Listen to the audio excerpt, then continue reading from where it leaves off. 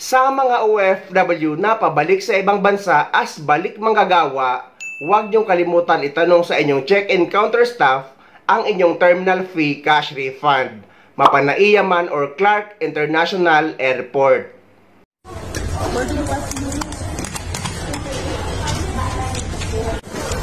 Thank you po. Patuloy ang pagbibigay ng refund ng airline sa mga overseas sa Filipino workers, partikular na mga balik manggagawa. Para makatanggap ng refund at nagkakalaga ng 550 pesos sa bago lumipad patungo sa bansang pagtatrabahoan mo, dapat may pakita kahit isa sa mga sumusunod: ang Overseas Employment Certificate, valid visa, working permit na pupuntahang bansa, employment certificate, valid ID o di kaya panibagong payslip. Kasama na ang printed airline ticket at boarding pass at agad na ibibigay sa iyo ang 550 pesos ng airline crew bago ka lumipad. Yan, bon voyage, ingat kabayan. OFW po ako ng Saudi Arabia, balik manggagawa po. Nakaripan po ako ng 550 po.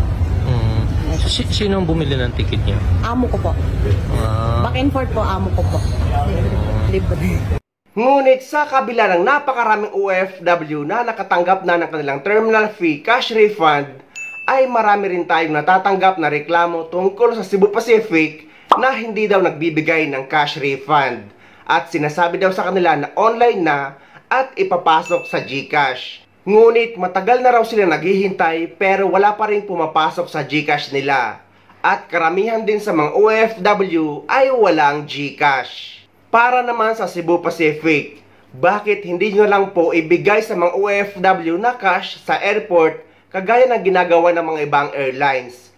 Dahil pera naman nila yan kasama yun sa pinagtrabahuan nila na binok ng kanilang employer nung pauwi sila sa Pilipinas at pabalik sa ibang bansa. Saan napupunta ang terminal fee cash refund sana ng napakaraming OFW na hindi nakakakuha sa inyo?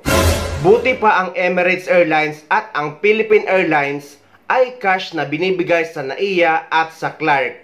Pero sa Cebu Pacific ay sobrang pahirapan pa. Sana matalakay din ito ni Senator Raffy Tulfo dahil maliit na pera man ito para sa iba, pero malaking bagay na ito para sa aming mga OFW. At malaking pera ito dahil napakaraming mga OFW ang nagrereklamo na hindi nakakakuha sa Cebu Pacific. Saan ito napupunta?